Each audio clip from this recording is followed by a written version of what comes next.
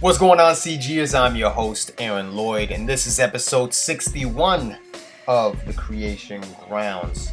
In this episode, we have a fantastic, talented guest, but before I get into him, I want to encourage you to like, share, subscribe, tell people about the podcast that would get some inspiration, motivation, and all of that. You've been rocking with me this long. I appreciate you, and if you're just joining, welcome. My next guest is Tylie Shider, a graduate of NYU. He has a BA in journalism as well as an MFA in playwriting from NYU. He is a writer of the play that I recently was in called Labor, which was a virtual production. Very cool, very well done. And he has some other projects going on, including a documentary. In this episode, he's going to talk about what drew him to writing, a little bit about his process of writing and what that is. How do you get the voice of character on page? How do you distinguish character A from character B? The rhythms he listens to in life, how writers have to listen well, some great advice for writers. And he talks about his process of getting his work to theaters and producers. So if you are an early writer or person thinking about getting into playwriting, he gives some nuggets on how to get your work seen and sent to different areas. So enjoy this episode with Tylie Shider. Make sure you check him out.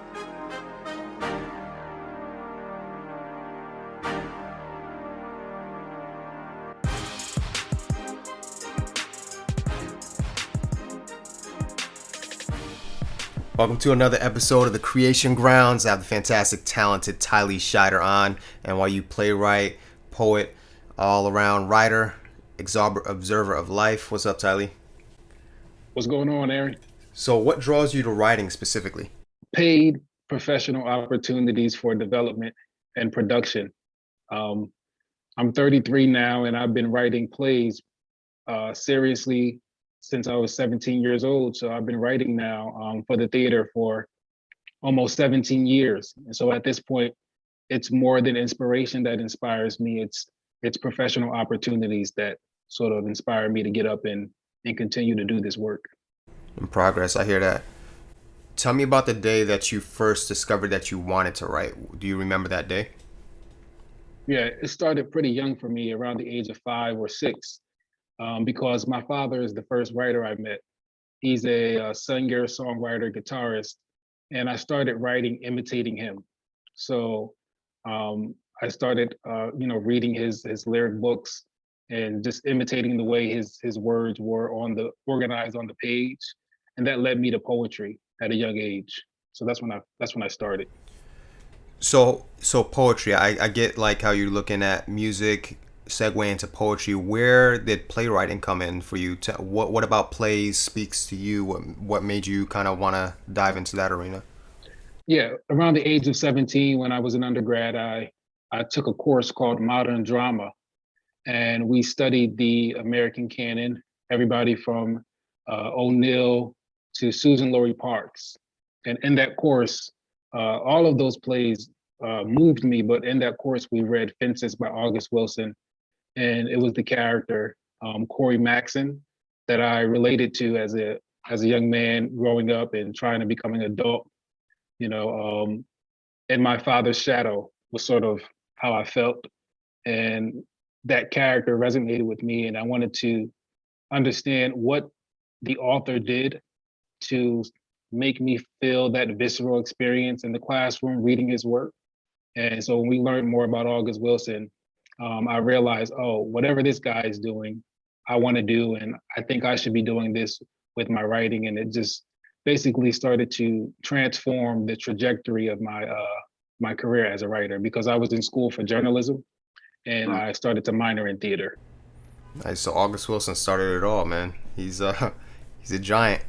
Do you kind of model your style off of August? What do you when a writer is reading a play? I know there's stylistic things, but what's your process? Do you kind of innovate? Do you kind of borrow things from them? What's your process of writing? And is it the same for each project, or does it vary? Well, because my background academically is journalism, because I thought that would be my professional path as a writer. Because of that, there's still this investigative aspect of my work. So every play that I write starts with a question, And in addition to the question, I always conduct some sort of formal or informal interview before I sit down and start writing the play. I really need to have that sort of face-to-face, in-person connection with the subject, whether it be I'm talking to a historian about a subject that I'm exploring, or I'm talking to a subject, a human subject specifically, about an aspect of their biography that I'm exploring. I always start with that sort of investigation. So I consider myself an investigative playwright. So I'm trying to marry my two degrees, my BA in journalism and my MFA in playwriting. Um, so that's kind of how my process is. Nice. And what inspires you nowadays specifically? What kind of gets you in your flow state of writing, or what are you most interested in now? It's a mix of history, biography, and current events. Those are the three things that I'm always sort of mixing in my work. Um, and I try to always have some sense of biography in every piece that I do, because I need to find my way into the piece, even if it's something that happened long before I was born. I still need to find, okay, where was my family during this era, or how can I place myself in this era and really, write with some conviction. So I don't shy away from biography at all. That's awesome. It's like, do you literally like have your ancestral roots? Or you talking about we as a people, like you as a black man, you look at the historical aspect of that, or you look specifically at your family and like where you come from and all that kind of stuff? Well, yeah, I do the whole, you want to, if you're trying to make a universal statement, the more specific you are, I believe in that whole adage. So I do start with the ancestry. And I think that using my ancestral background as a microcosm of whatever macro theme I'm exploring usually helps me to be more successful, rather than trying to take these big figures or these big subjects and bring them down to size. I just start with the specificity, and I hope to make a broader statement, through recognition, you know. I love that. And me, Brian Anthony Wilson are working on your new play, Labor. What was the inspiration for that? Where did the inspiration come from, that the investigative piece? Well, Labor is a piece that I wrote directly after graduate school, but it's a play that had been gestating in my mind years prior, because it's inspired by a series of temp jobs I had after undergraduate school, where I met, a variety of coworkers, intergenerational coworkers, who were sort of down on their luck. And the work we were doing, to me, was monotonous. Um, However, I found that as a journalist and as a writer, if I could get my coworkers to talk to me throughout the day, then it made the day more interesting for me. So I just started to conduct like informal small talks, interviews with my coworkers, and I would put it in the back of my mind. Okay, one day I'm going to write about the dramatic arc of a workday, and also explore the relationship between coworkers who share very personal things with one another during the course of a workday. I always thought that it'd be very interesting for the theater. And when you have those interviews, do you put them in the back of your mind? Do you need to write it down, or do you remember it? Like, do you just have a fantastic memory? Back then, this was before I had the iPhone with the note section. I was 21 then, and it was a mental sort of thing, like, oh, I'm just going to lock this away in my mind. I don't know that I could still do that now, because I'm not going to say I'm getting older, like I'm that old, but perhaps I have too many projects going on. So when something comes to me now, I have to write it down. But back then, it was like, yeah, I'm going to write about this someday, and just put it in the back of my mind, and trust that it's going to be there. Nice. And what is Labor about? If you had to put it into like a tagline, or a synopsis, essentially. Yeah, I would say that Labor is about a couple of intergenerational coworkers who stumble upon a dead body um, during a freelance assignment, and then they're torn about what to do with the dead body. That's sort of how I would put it in a nutshell. Sounds about right. What else are you currently working on? I know you have a lot of projects going on. What other things do you have going on right now? So there's a play that I'm working on. It's a period piece called Certain Aspects of Conflict and the Negro Family. And that play is set in 1967. It's about the long, hot summer in 1967.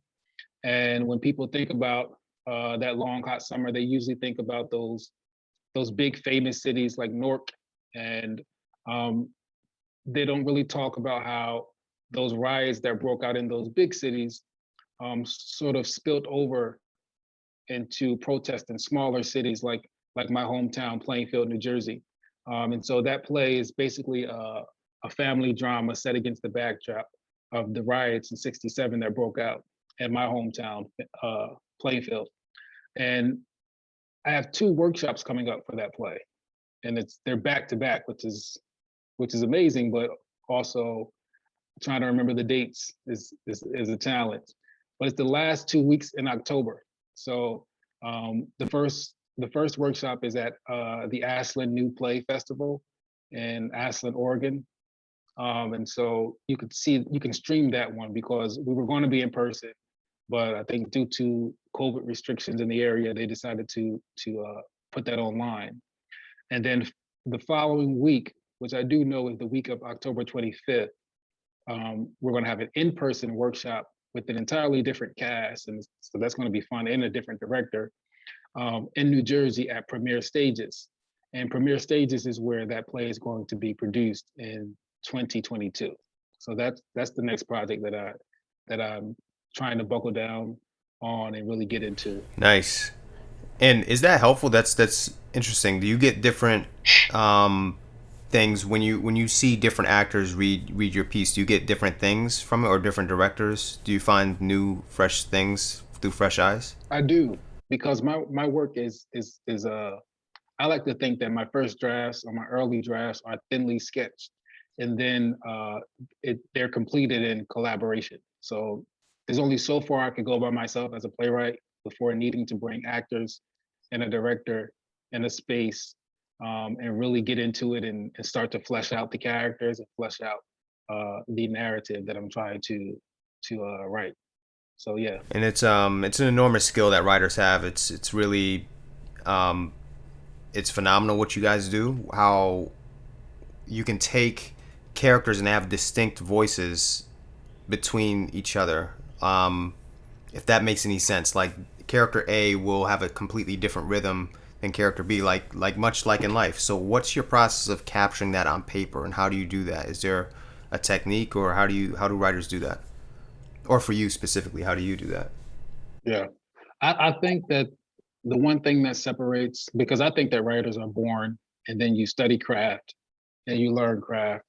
But I think the one thing that separates a writer from other people is the way in which we listen. I think we have very sensitive ears, and so it's really a skill that's innate. When we're out in the world and we're absorbing, we're listening, and we sit down. I always tell my students that when I'm teaching playwriting, that writers are sponges, and so when we're out in the world, we're just soaking up everything: personality, character, rhythm of speech, syntax, all that. And then when we sit down in front of our notebooks or typewriters or keyboards I actually have one, but to write, we're just like wringing ourselves out. So I think it's the skill of listening that leads to how we differentiate character on the page. And what's the main difference between the way people speak and the way you capture them on page? If somebody's like super fast talking versus somebody who's slow, like maybe regional differences, how do you capture that on the page? Punctuation, paying attention to punctuation, and where I decide to omit punctuation, or where I decide to punch it up.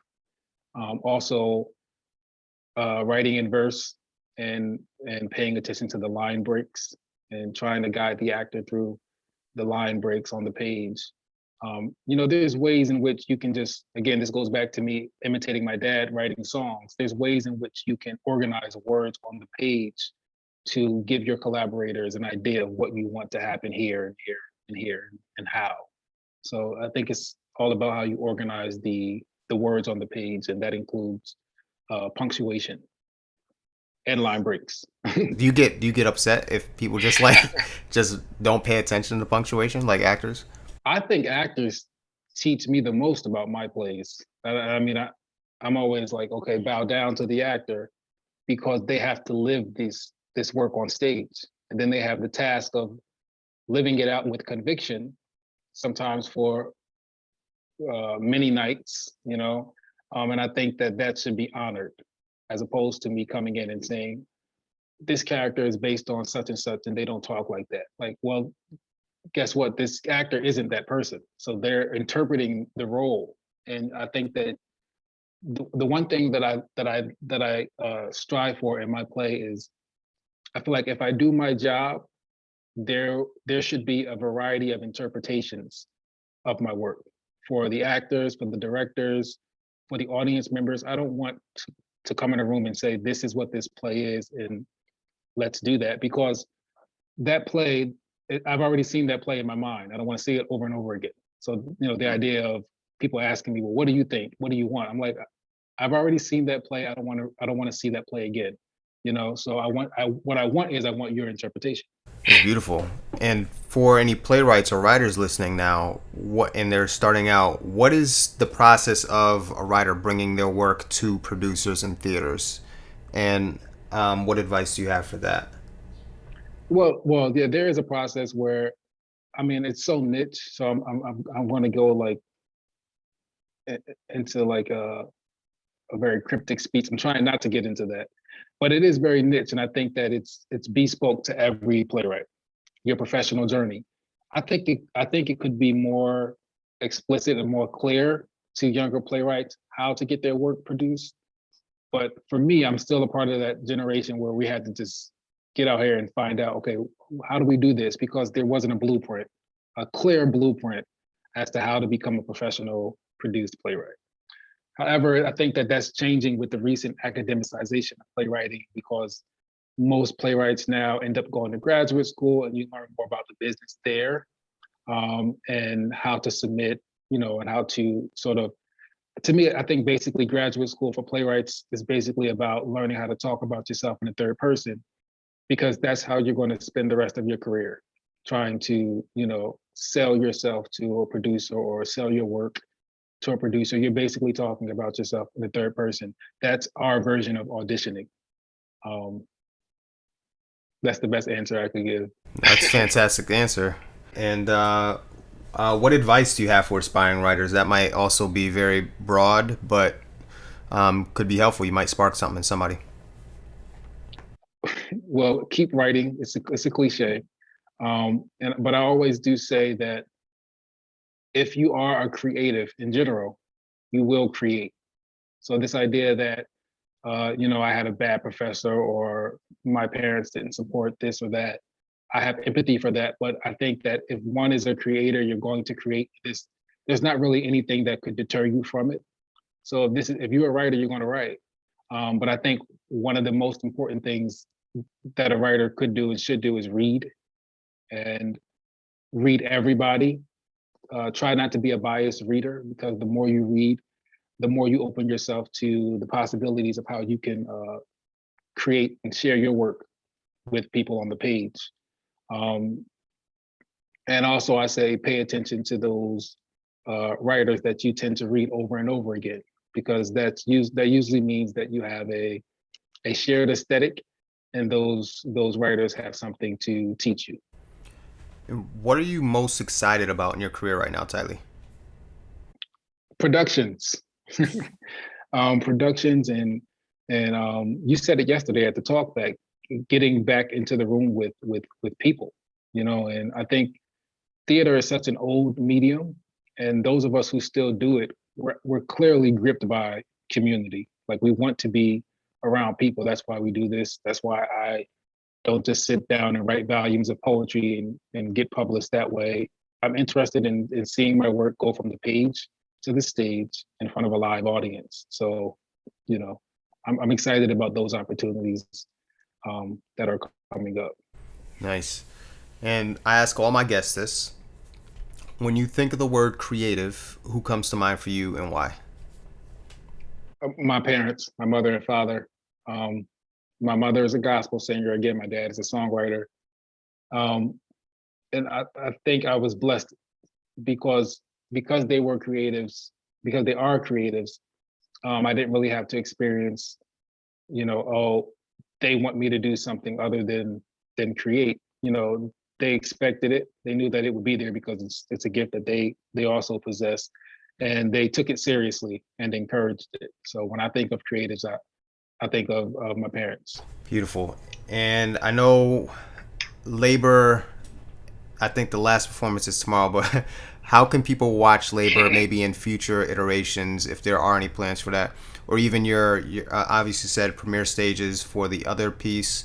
You have a documentary as well that's coming out. Yeah. How do people just watch what your upcoming projects? Where can they find out more about you and watch the projects that you have coming out? Well, you can follow me on Instagram at the Playwright.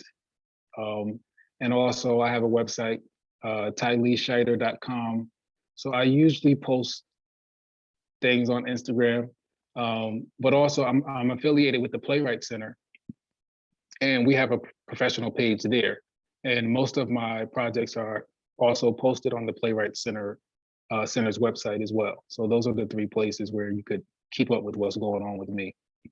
And in terms of Labor, the production that we worked on together recently, and that's closing this weekend, we also have a virtual field trip option for people who are interested in bringing the play to their schools virtually and conducting talkbacks with myself and with the cast and the director. So if there's any schools out there who would like to participate in that, because your school may have restrictions and they can no longer take the kids to in-person field trips, we're actually bringing this piece around virtually and conducting talkbacks, trying to give young theater students that experience that they would get going on a field trip to see a play. I love that. Cool. And how long do either teachers, administrators have for that opportunity? Is that just within a time frame, or is this kind of? I think it's sort of bespoke. It's indefinite. Like if you want to reach out to myself or the theater project, and find out more information about how you can basically book us to come to your school, you can do that. Beautiful. Cool. Tylie Shider, man. Check him out. Check out his work. He's fantastic and talented. And yeah, it's a pleasure having you on. Same here, boss.